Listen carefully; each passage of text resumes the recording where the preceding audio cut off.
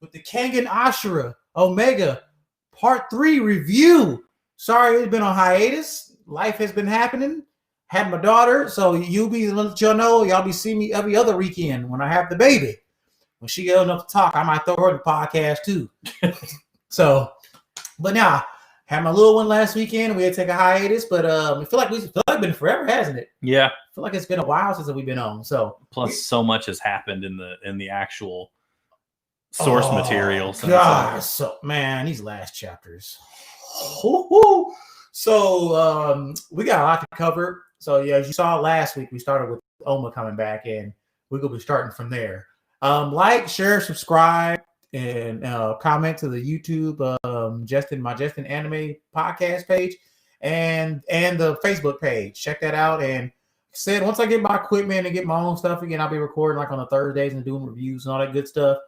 And we will next week when hopefully we get caught up soon, we'll be doing a prediction thing and theories for Omega because lots happened in here and it's just too much going on and we gotta do some predictions and all that good stuff.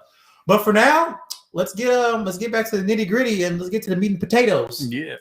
So we left off at the return of Oma Tokita. Man, that chapter was mad fire when I first read it. I couldn't believe it that he actually came back. It was just like, it's like when that was an extra thing. I'm like, oh, this ain't real. Oma's not back. Well, because they never do things in color, and so because it was like a colored panel, it kind of didn't seem like it was part of the there we go. Yeah. Like it was part of the actual series, but just so as a refresher, Kazuo and Koga, and Kaide too, were all attacked by presumably members of the Worm.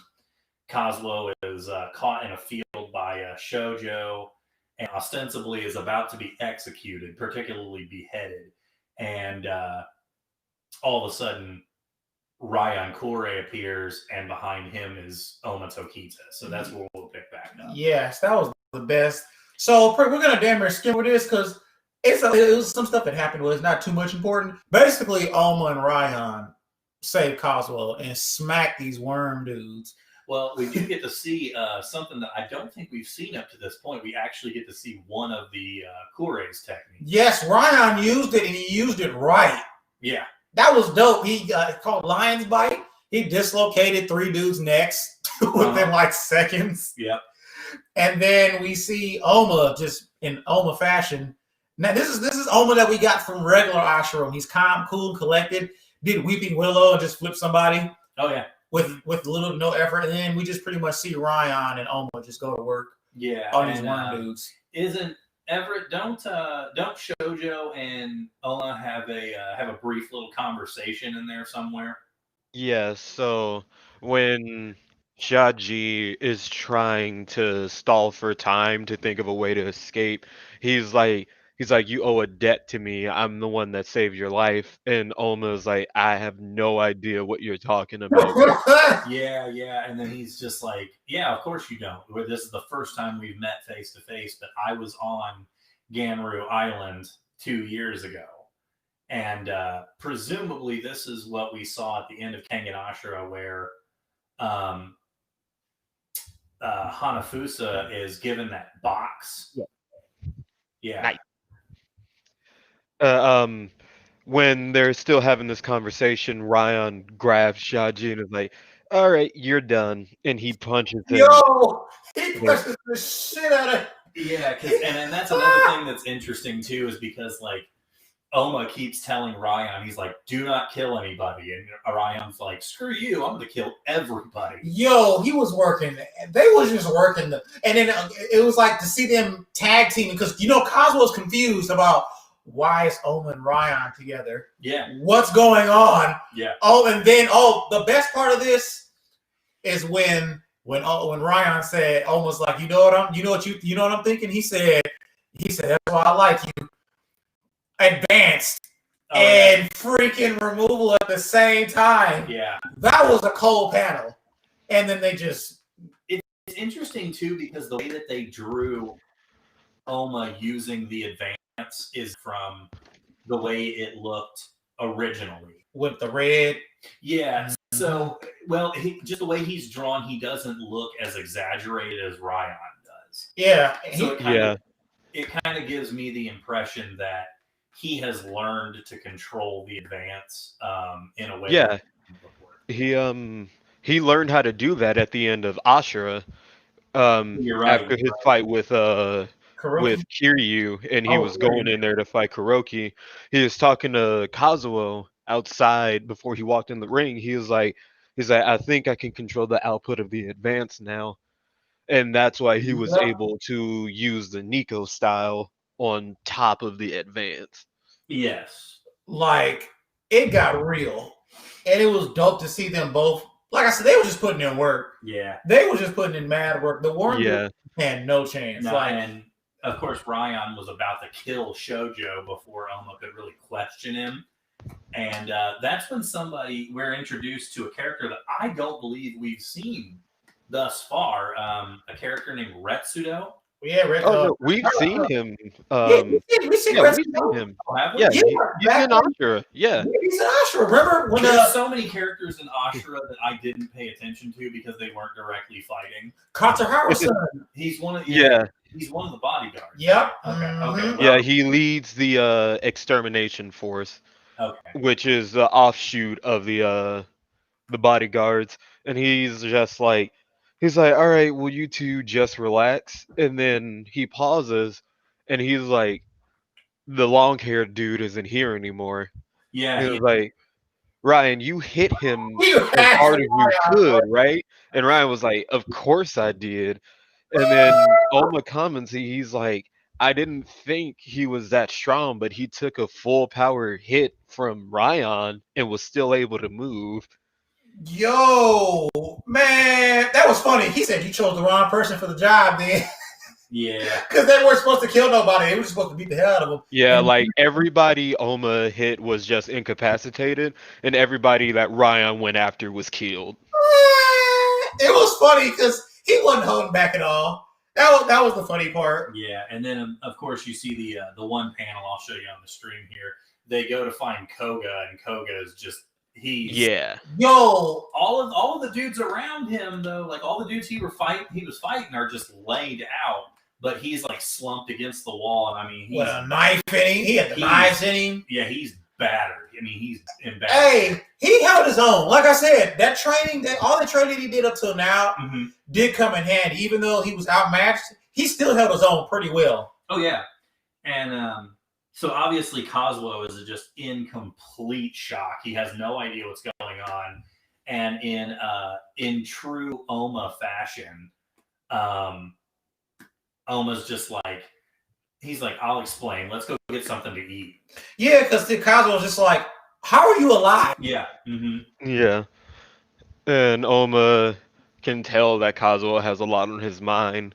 And he just goes, if you want to know about what happened, you should have other people explain it to you because I'm not good at talking about little things like that. And he's like, let's fight. That's more what I can do. Yeah, and he does like the when he says you'll have to ask the others, like others is in quotations in the comic. Yeah. Yeah. It was dope though. They had like a little conversation, a little chemistry, like they almost always been there, like he never left. Mm-hmm. Like that was a good little touchy moment. And then we see Shoujo slipped against the wall. Yeah. And he's just like, God, that hurts. Oh shit. He got rocked. So I mean, while he was able to escape, he was definitely not unscathed, which is pretty impressive on his part because Ryan definitely was aiming to kill for sure. Oh yeah, but he's an important character, so he can't be killed off, unfortunately, like that. Because if he was a nobody, he would have been dead with the rest of them. Oh, to come to find out though, too, if that happened.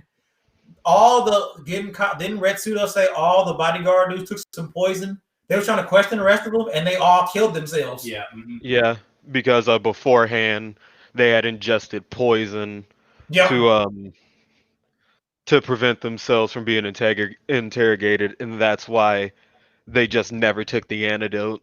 Yeah, and So chapter 53 starts with Kazuo's youngest son, Yasuo, and he calls his dad, "Are you okay? I'm at the hospital with Koga." And Kaide is shown to be safe. She's unharmed. And Ryuki's still pretty amped up. He's like there's a panel of him like standing in front of the elevator, like fists clenched in case somebody comes back and tries to finish off Koga while he's incapacitated. You know he about that smoke. Yeah, dude. And so if I'm not mistaken, they go to the Kure village. Yeah, because Kazuo's like, hey, there's something going on. I can't explain right now, but take care of them. I'll be back soon. Yeah. They go to the Kure. He was wondering why they're at the Kure. Yasuo was like, the police want to speak with you, and Kazuo told Yasuo to have Kaede call Katahara, and he would explain everything. He would explain everything to them, and so they go to the Kure village, and they're walking up into Ario's house, and Oma is like, "You need to stop because like this next floor panel is booby trapped." And then Kazuo is like, "Have you been here before, Oma?" And Oma's like, "I live here." Yeah. One thing that I found interesting about this too is that when they say the Kure village, like when I think of a village, I think of like almost like Ghost of Tsushima, where like a village is like a bunch of huts. Yeah. Like very rural. This is almost like a full-on city full of people who are affiliates of or Kure related. And I mean, there's hundreds of them, it seems like. And they're just walking around like, because we know the Kures are a clan of assassins. Yeah. And they seem just normal. Well, like up to this point, we didn't really know how many of them there are. We still really don't.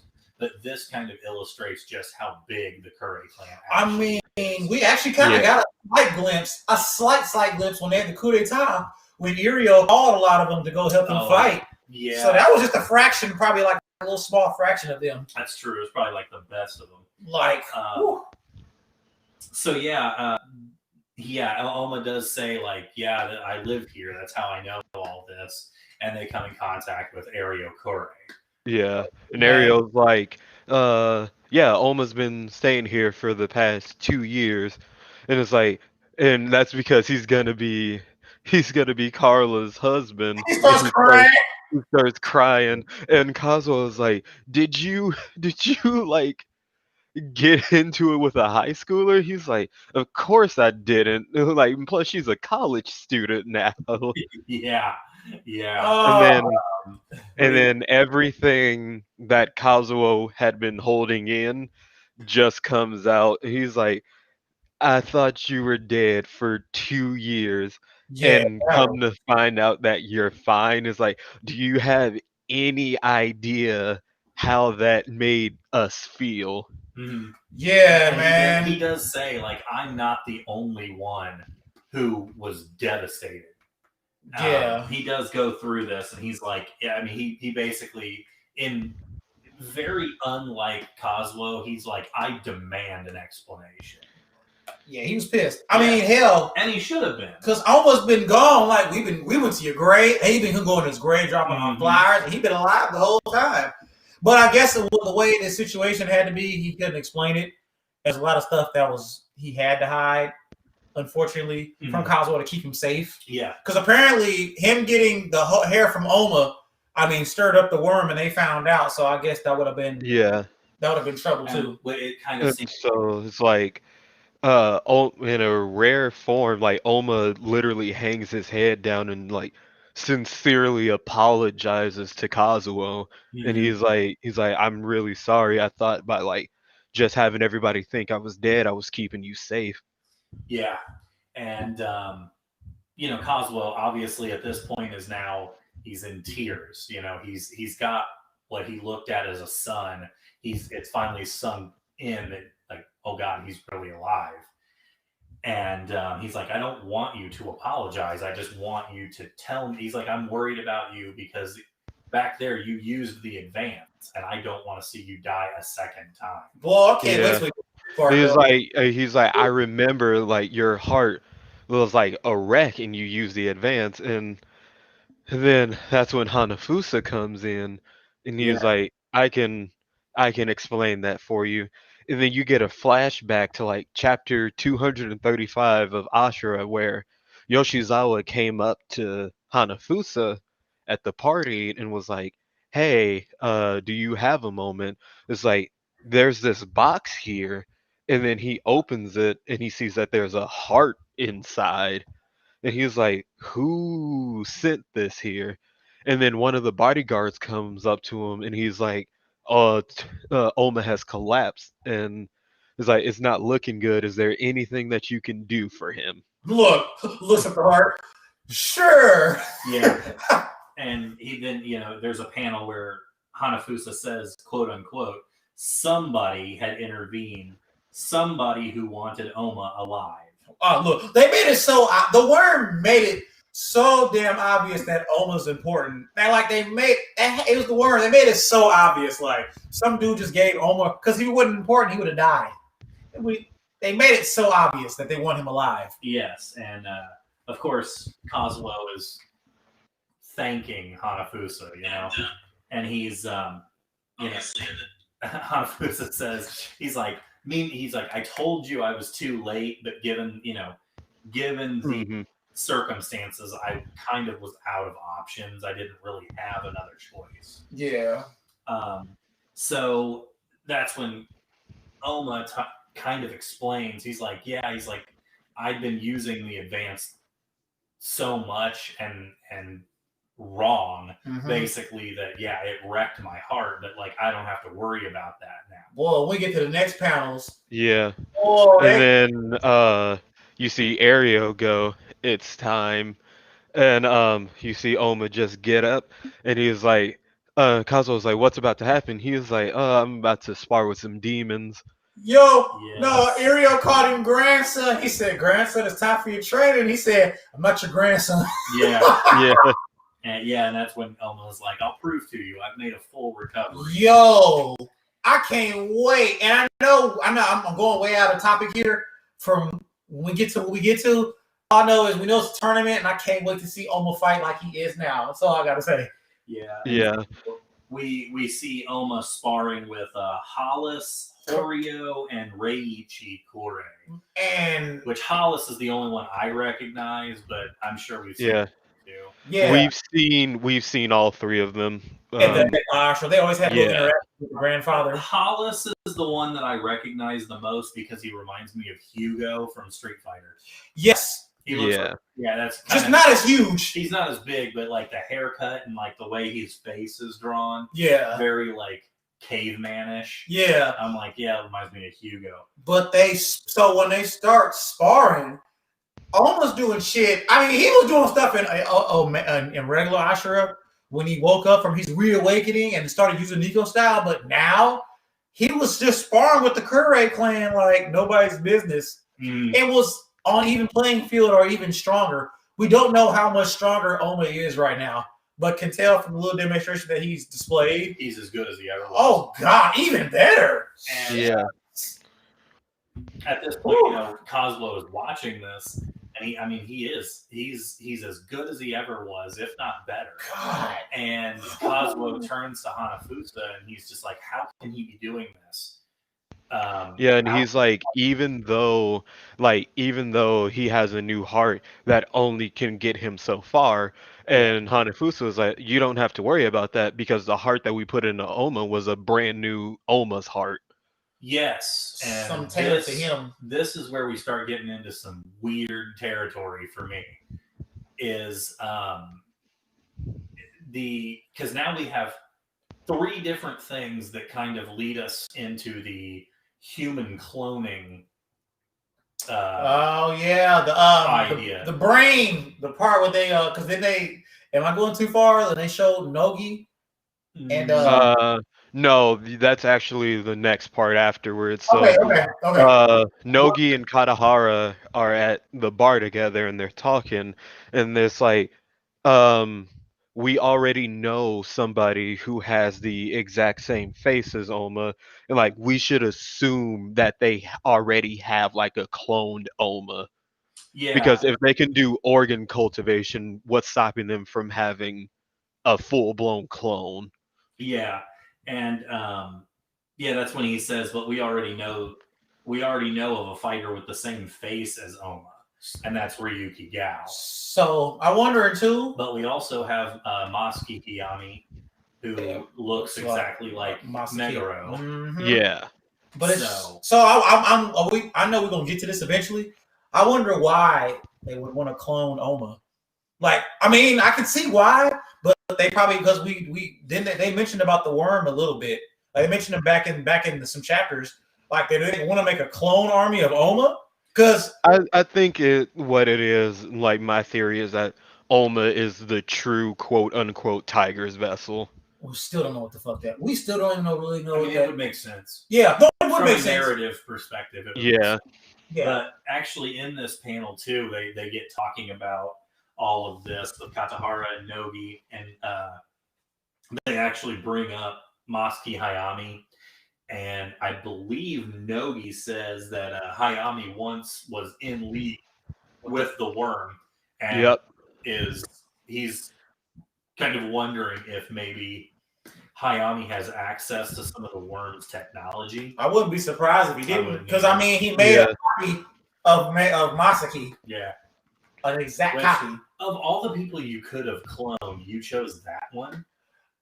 I mean, I don't know. But like he could actually be terrifying because like while Meguro was completely insane, he was like a judo prodigy. Oh yeah, And now you have Masaki, who is clearly extremely smart with the same physical capabilities as Meguro.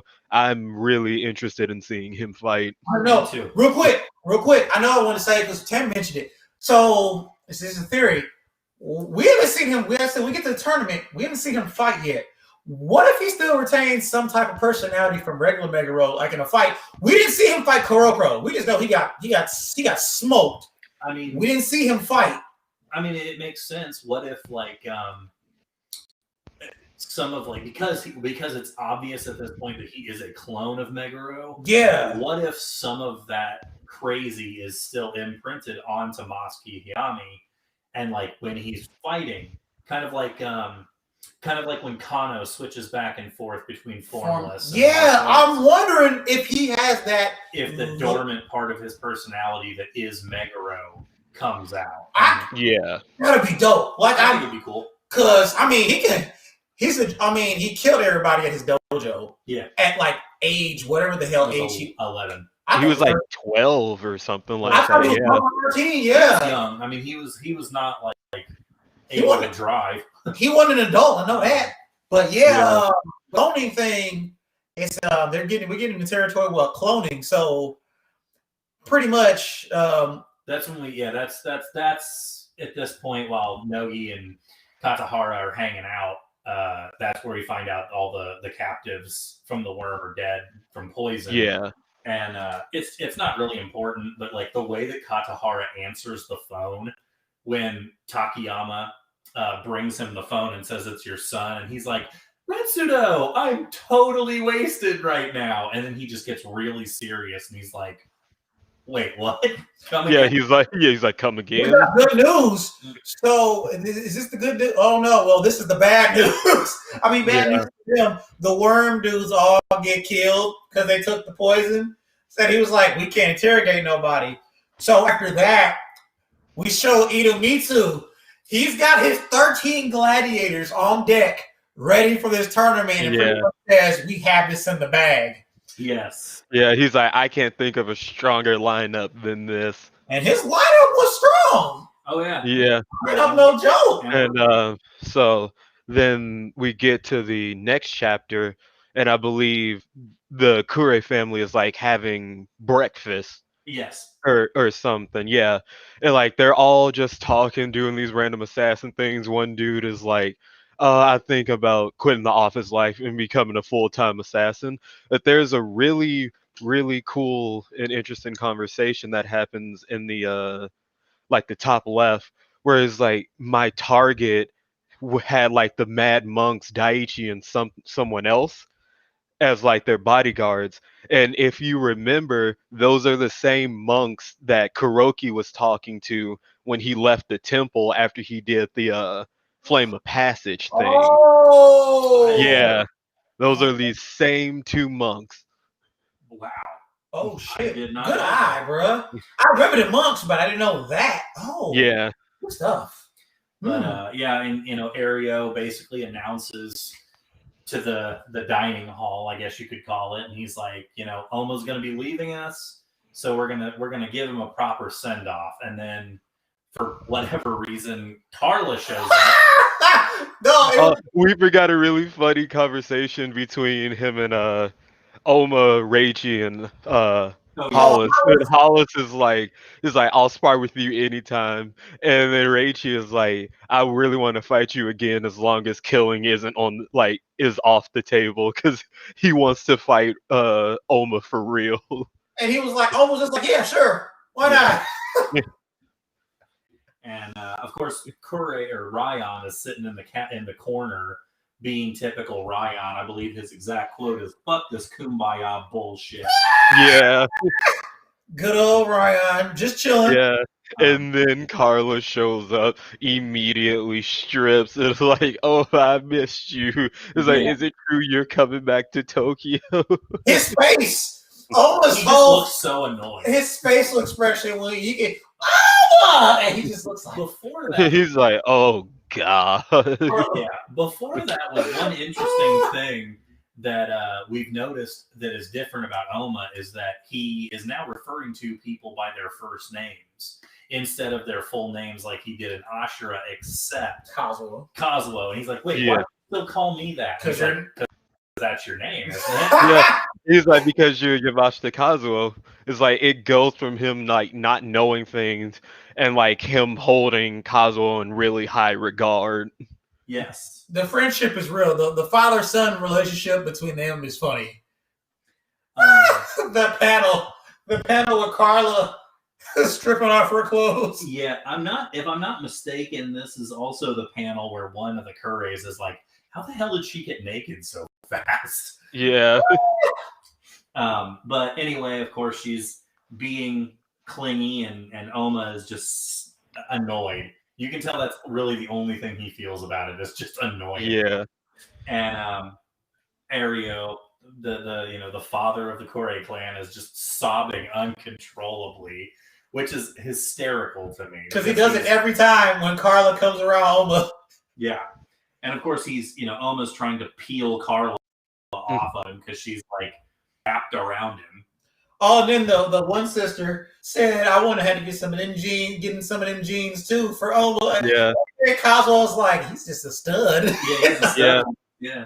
Like, and it's really funny because like Kazuo realizes that Fusui knew about Ryan the entire time because there's no way their information network would not be able to locate Ryan.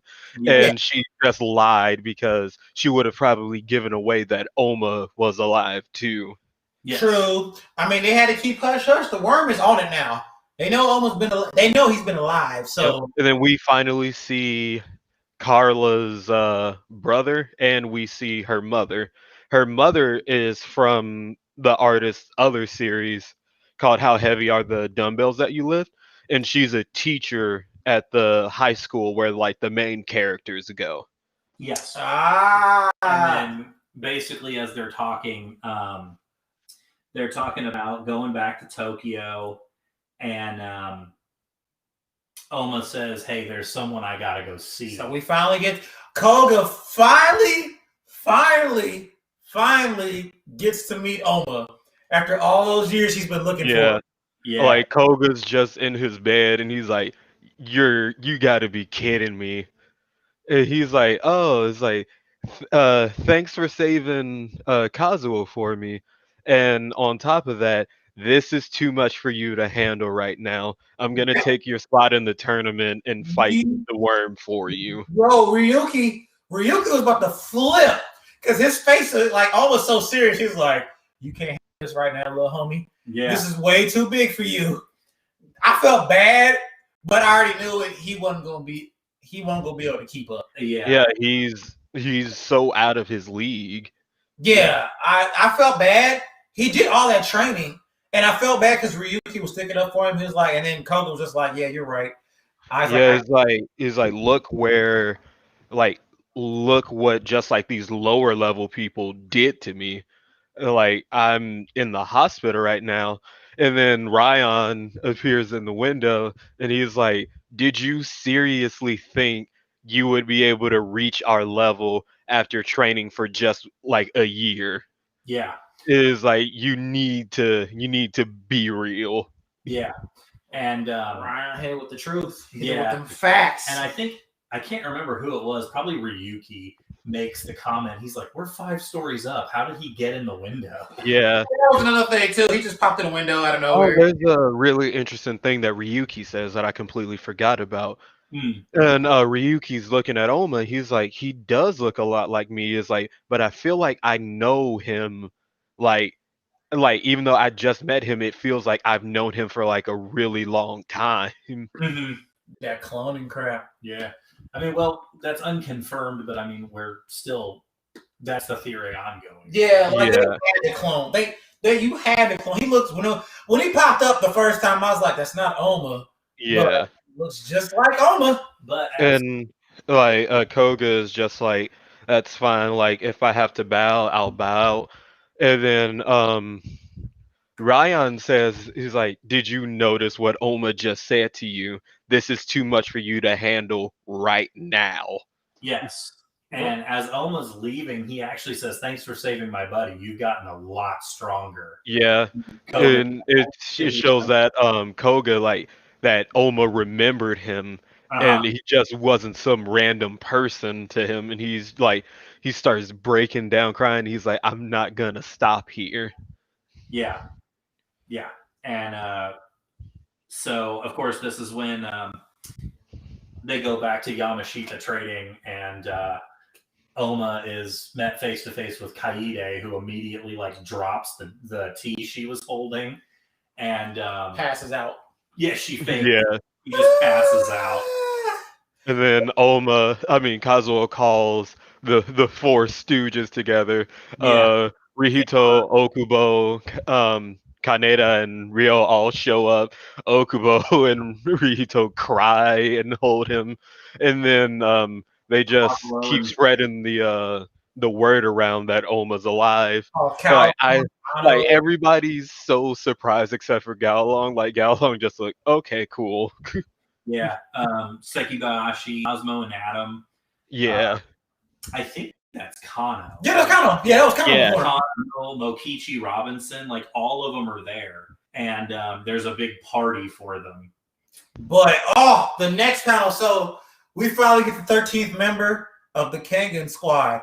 Wasn't expecting to get him at the end, and then we see Julius Reinhold is the 13th member of the Kengan squad for the tournament. Wasn't expecting Julius, but hey, we got Julius Reinhold. Because Katahara is talking with Nogi, and he's like, "Did you think it was a good idea to put the news of Oma's survival out there like that?" And Nogi was like, "There's no point hiding it anymore." Yeah. It's like Shaji already knows that he's alive, so it doesn't matter. Yeah. And that's when Katahara does say, "Apart from that, I'm relieved to hear that we've picked the final representative." And then we see your favorite, Miss Tomari. And like, but I didn't expect the Iwami Heavy Industries to send him into the fray. So they picked him up because I remember he was working for Hayami, but I didn't expect her to get Julius. Yeah. And so it cuts to all of like the fighters boarding this plane. Yeah. I'm pretty sure that's the next thing. Yeah. And so they're all on the plane on their way to the venue for the tournament. And like everybody's just sitting down doing random things. And Galon walks up to Oma, and he's like, "I won't even bother asking you how you're still alive." It was just no point. It was gonna be too much to explain. Yeah, and then Gaolong asks Oma what does he think of their lineup, and Oma's like, "We have a lot of strong fighters. I think it'll be fine." He's like, and Gaolong's like, "Yeah, we have a lot of strong fighters, but that's it." It's like, what are their motivations for being here, and things along that line. It's like He's never you gonna have click. to, yeah. It's like everybody has their own different reason for being here. They're not working as a team. Yeah, and then already shit Then started. Akoya walks up to Ryuki and he's like, I see that you made it here. And Ryuki's like, leave me alone. I'm in a bad mood. And then our boy, the Wild Tiger, rolls up on Raku and says, "Yeah, come talk to me." And he said, "I don't respect you." He says, "I don't acknowledge you, Akuya." Yeah, Just like because he's like, the track star dude, he had a complication with his injuries that Akoya gave him, and so he had to take an even extended leave from the Kengan matches because of it. Yeah, and then Aki's talking trash to everybody like always in Batman form. Yeah, I believe his exact words were, "I will execute justice upon you someday." Yeah. But it shows Mosky. He's just in the corner, just reading a book. That dude's ripped as hell. Yeah, and Julius is like staring him down because he like clearly knows something. Oh, yes! I forgot about this. So we get to see the new Fang. Oh Yeah, I think it's Rihito and Okubo are like said, like looking down at him is like, "You're the new Fang," and it's like, "It's nice to meet you." And you find out the eighth Fang is Misasa, who was the second in command of Retsudo's extermination force. Yeah, and he's like this thin, like he is the exact opposite of Yumi and Kano, who are both these big, bulky dudes. Misasa is very, very small. He's lanky, he's skinny, and he's short. Got blonde hair. Yeah. But, hey, it was funny because Okubo was like, he said, "You're shorter than the old Fang." And then there's a really interesting conversation between Retsudo and Kano, and Kano's like, I thought you would be the one to take over for me after I stepped down as the Fang. And he's like, oh, and the reason why I didn't is because Misasa would be a better fit for it. Yeah. He trained me in martial arts. Yeah. Which says a lot. Yeah. Yeah. That's it also says a lot about Retsudo too, because like I brought it up before, it's like he's clearly like a top level fighter, but we never see him fight. Because specifically Agito is like, I would have wanted you to take over after I stepped down. Yes. But right about now is when you see Ryan. He's like, well, looks like this is it. And we see Mount Godslayer. Jesus Lord. Which is this it's basically like a huge like arena dome that has been built into a mountain. Actually, specifically, it's in a crater. Yeah. And obviously they land and the tournament is off and running. So we get to see the fighters. This is the dope. Show this, Tim. I'm getting this on the shirt. I don't care. You talking about this? Yes. Yeah. This looks. Yeah. I'm getting this front and back. Sorry. It's I'm getting. Lighting is bad. The lighting is bad, but I'm getting this, and we get to see all 13 competitors roll into the ring, and it's about to go down. So we finally got past all the plot, the story development, Koga's character development, introducing Ryuki, Oma coming back, all leading up to the tournament. Yeah, and so the next chapter is just called First Up, and it starts with Kaide and Koga, and they're sitting there and talking, and she's just like, Kaide is being Kaide. She's like, "Are you sure you should be up and moving?" And Koga's just scanning the arena, and he's just like, "I'm gonna be here one day." And he looks there. He looks directly at Oma. Mm-hmm. He's looking directly at Oma. He is looking directly at Oma. Yeah. And then the referee, her name is Shina Lisa, and she just quickly goes over the rules.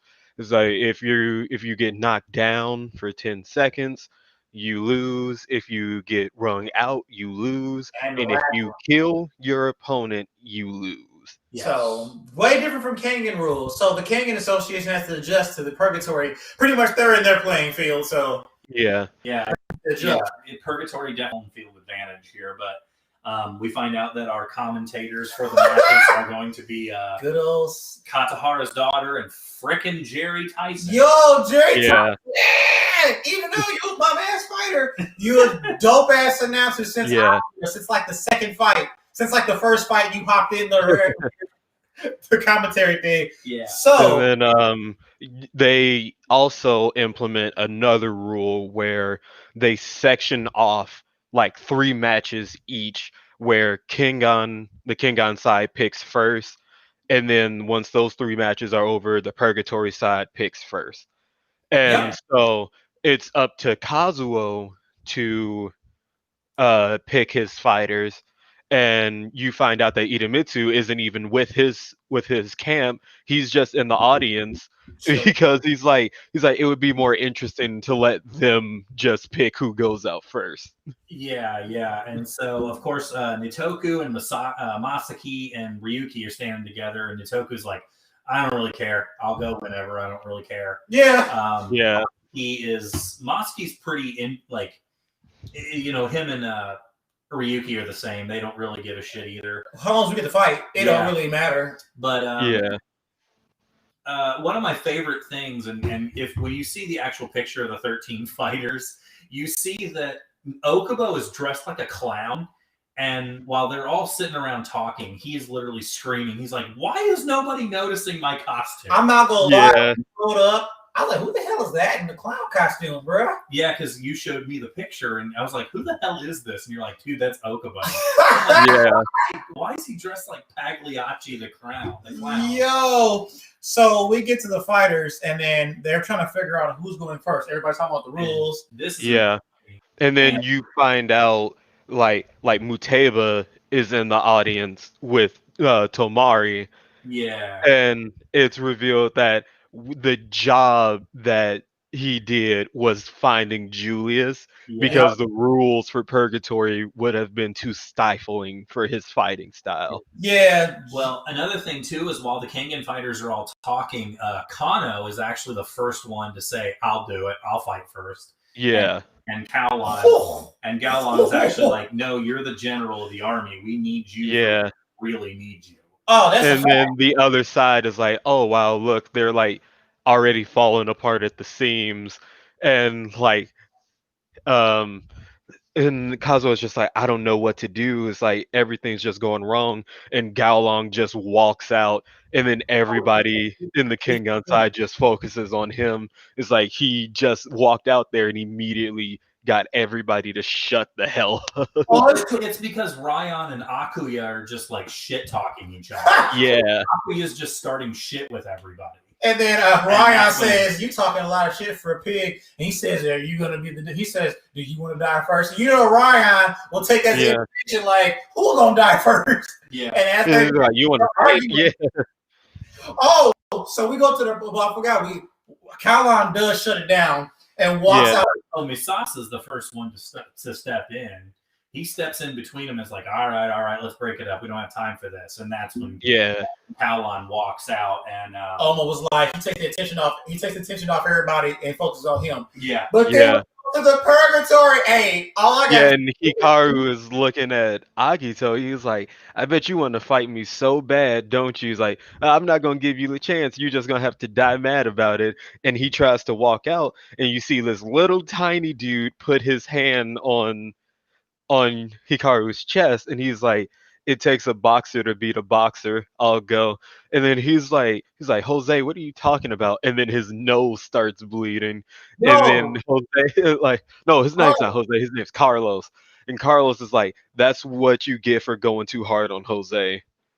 Call it even. But no, before that, when Nicholas, Lou, Danshin, and Faye and Lou are the funniest motherfuckers on this team, because Lou will say something and Faye will say something when like so nonchalant, and it's just funny because it's an original reaction. Lou was like, "I'll pass. It's my father's rule that I don't go first." And he said, "What was that?" Yeah. Yeah. And who was it that you said that was they were trying to bait Yumigahara out? Well, we get to that fight. Yeah, we will get to that, but like, the reason why Kano was trying to go first was to try to get Hikaru into the ring, and that's why Hikaru was like, "No, you want to fight me so bad, don't you?"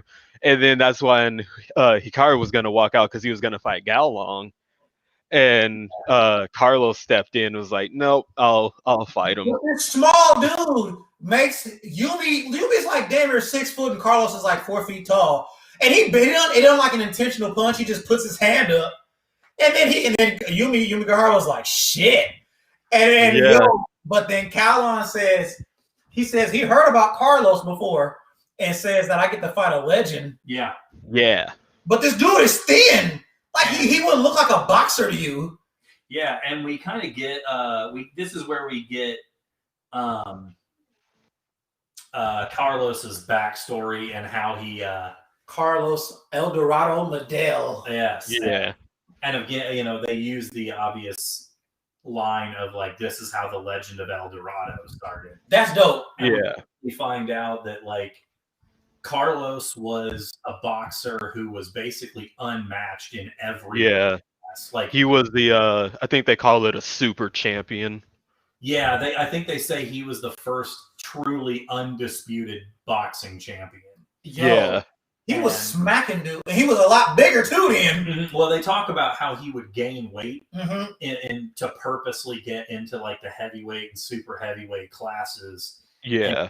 And like, I think, doesn't he just drop out of public life after he wins all the titles? Well, he wins everything. Yeah. His manager was he won one heavyweight title and then he just disappeared. Yeah. And so basically they talk about how like he just vanished out of life. And this is where Oma's like, basically what you're telling me is he's so strong that he's lonely. And he's like, I know someone just like this. Our Devil Lance, Kuroki. We see like a picture of Kuroki Gensai. And he Oma actually says, he's like, could this guy actually be on Kuroki's level? So he's like, we'll see. So this fight starts out pretty damn good. And the dopest thing about this arc so far is watching PURGATORY. We'll see what type of fighting styles each fighter has. That's been really exciting. That's why I like this arc. Because we don't really know. We don't know anything about them. We don't know any of their fighting styles. We don't know their background. So it's exciting to see new fighters, new characters jump into the fray. But one thing they do talk about with Carlos is that he's like skin and bones. Yeah, he was skinny. Yeah, he's bantamweight or something like that. Yeah, bantamweight compared to where he was when everyone last saw him. He was huge. That dude was swole now. Because Duncan pointed out, he's like, there's something wrong with him. He said, you mean his bone structure? Yeah. This dude's thin, but then as the fight starts, Howlon starts it off with the flicker jab. And pretty much Carlos dodging all of them with little to no problem. And returns a hit too. He was like, "Oh, your fists are faster than light. Your fists are as fast as light. That's too bad because I'm faster than light." Yo, Mace, he gets a nosebleed hit off a Kowloon so quick though. Yeah, and I mean, of course Carlos is kind of taunting Kowloon a little bit. And he's just like, "Bring it on, undisputed champion." He's like, I believe he does say like, you became the undisputed champion after I disappeared. Yep, that's what happened. And so they're just kind of like, of course, all of the both sides, all the fighters from both sides, they're watching this fight unfold. I couldn't think of the word I was looking for, but then Kowloon kind of thinks he might have figured out Carlos's patterns. Yeah, because Carlos is dope. Don't get me wrong, but Kowloon's been training too after the fight. Because remember, he got his right arm broken by Kano, so he went back, and then he got. Remember at the end of Ashura though, they showed he got back into boxing and made a comeback. Yeah. So trying to pull up my notes here because it starts to get to the point where uh Gaolong does get his rhythm back and he starts being able to keep up with Medell and he hits him and then he tries to go for another punch and you see Carlos slip under it and he's like, what just happened? Yo, And then Carlos kicks him.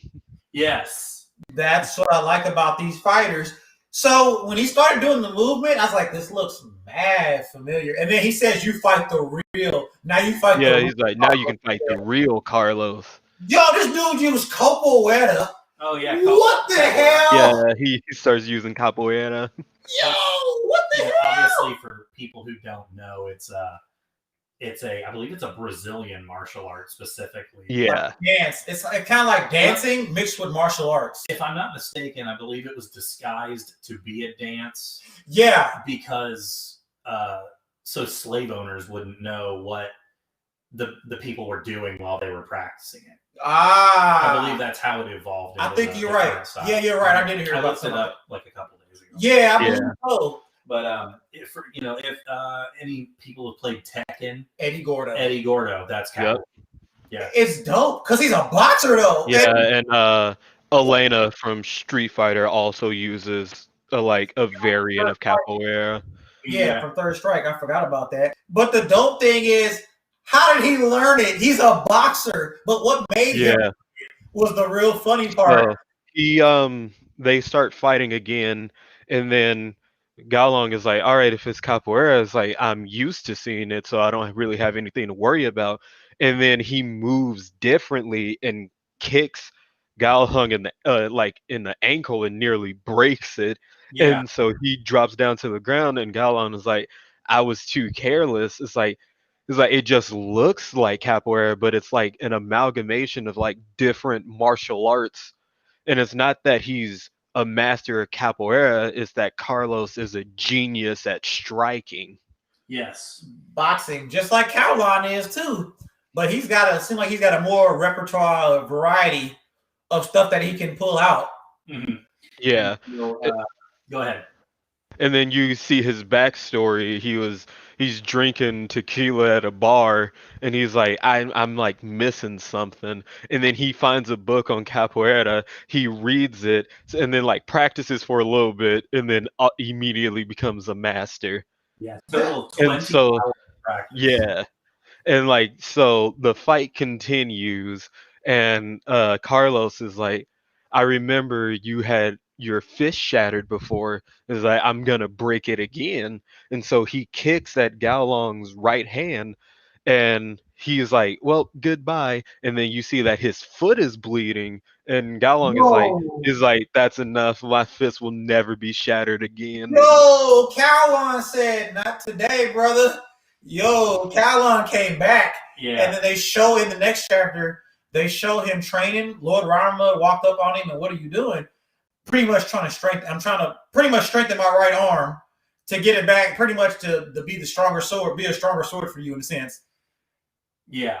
And that is where, of course, this is where Caolon kind of takes the upper hand. Man, mopping Carlos. And he's like, I already told you I figured out your moves, and he hits him extremely hard in the stomach, and Carlos immediately goes down. Goes over hard. Yeah. Yo. And they, I believe this is where they tell you, like, they kind of show a little more of Caolon's strength training with his right hand, and you learn that basically he's developed what he calls the God Fist. Yeah. His fist, and like everybody in the purgatory side is like, how did he go down from just a punch? And you find out it's not that his fist is gotten better. His fist has not only gotten better, but the quality of his fist has gone up too. Man, he doubled because he's essentially doing like hand partitioning with like what karate practitioners do, and like he's conditioning his fists, and it gets to the point where his fist can destroy boulders. And then you see you see his best friend Sapine and Kara Yoshinari in the audience, like, yeah, fuck him up, Gal. Yo, he had the And, flag too.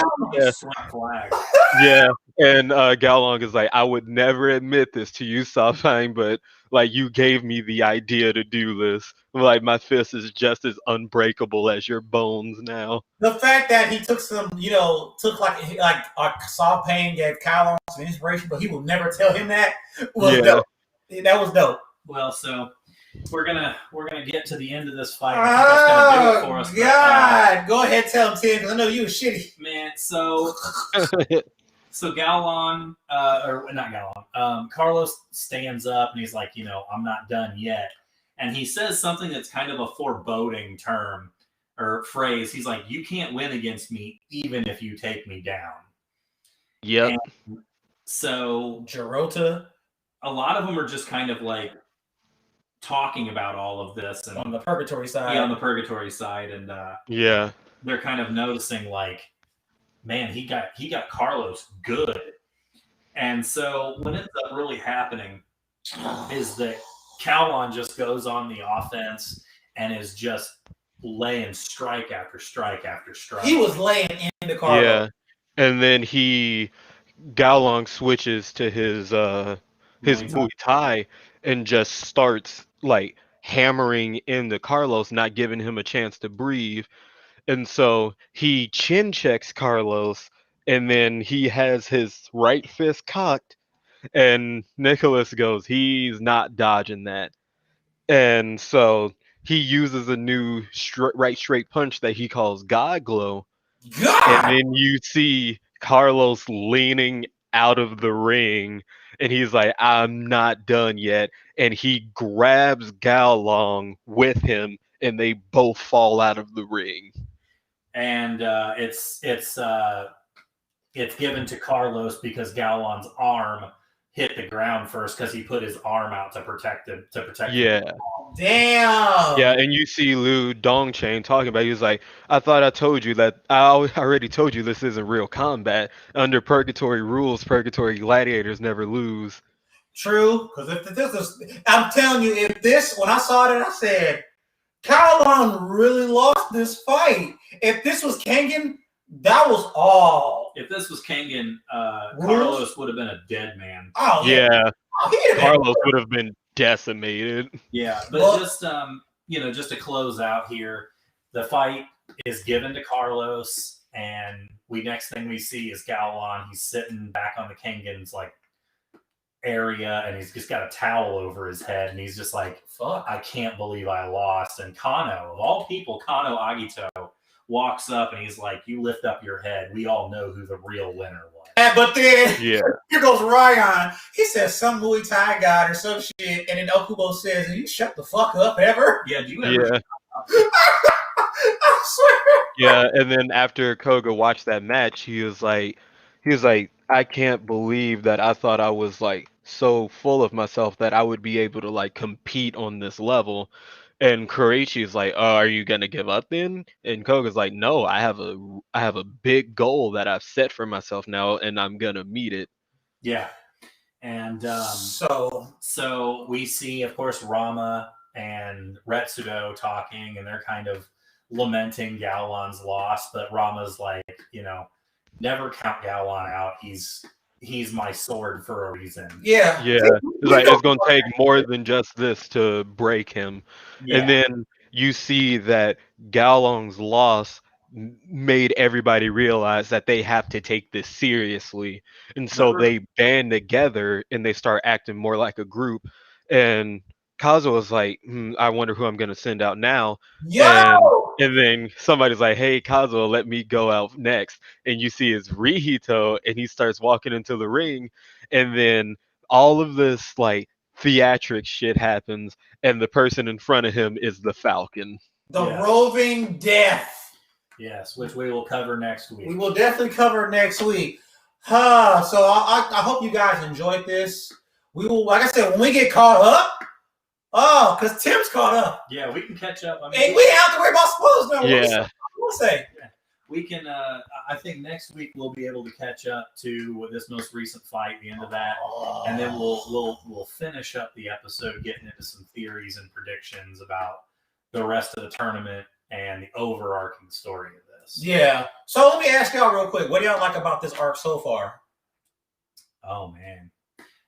Number one, I always like a tournament arc, and I always like to see new characters that we haven't seen before. Yes, same. And I really like how they've kind of taken the stakes of everything up a notch from what they did with Annihilation. Oh God, yeah, this is worse than the coup d'etat. Yeah, because now it's like you just had a tournament that was just going to determine the leader of the Kengan Association, and now this tournament is like whoever loses gets dissolved. Yeah. So what do you like about it so far, Everett? What's grabbed your attention on this game? What I really like about it is the continuation of characters' story arcs Yes. and seeing how they improved. And I'm really interested in getting answers to a lot of the questions that Ashura left. Man, we got so many predictions, questions. I'm also really excited to see like exactly what the machinations of the worm are like for. Like what in game is. I feel like Everett said, I feel like they want to make an army to take over the world. World domination, that's what they seem like they're trying to do. Like they're in every natural disaster. They're in like they're like a listen Illuminati type shit. They just want to be in the shadow. They're in the shadows, always scheming. So I feel like they're trying to make an army. If they are doing this cloning shit, like Katahara and Nogi been talking about, if they're trying to make an Oma clones and make an army of that, well, yeah, that's what. But we don't know. We don't know. Like I said, they've been scheming and plotting. So we get a lot more. We're getting a lot more into it as we get into the rest of the fights and the current. Because man, when we get to the current stuff, I'm talking about everything. God. So. Woo! Well, y'all, I appreciate y'all watching. Whoever came to watch the stream, like, share, subscribe, comment to the my Justin Anime podcast page on YouTube, and then if you want to get on the Facebook page, get on there as well. Like I said, once I get my equipment, my own personal stuff, right, my living situation right now is kind of in the air. But once I get settled in and I get my own equipment again and whatnot, I will be doing regular podcasts again on Thursdays, doing reviews, and then we will definitely be doing the top 10, our top 10 overpowered characters. I actually had something else better. How about we can do fights, sure, like top 10, or we can do specific categories like top fire user, top swordsman, top ice user, top magic user, whatever. Top martial artist. I've thought about we doing this. We got Baki, we got Kenichi the Mightiest Disciple, we got Kengan. What's the other one? Ragnarok Record. I actually need to check that out too. I haven't watched it either. Kenichi. Oh, the anime I told you about. The Katanagatari. Mm-hmm. We can do martial artists. Like what's another one?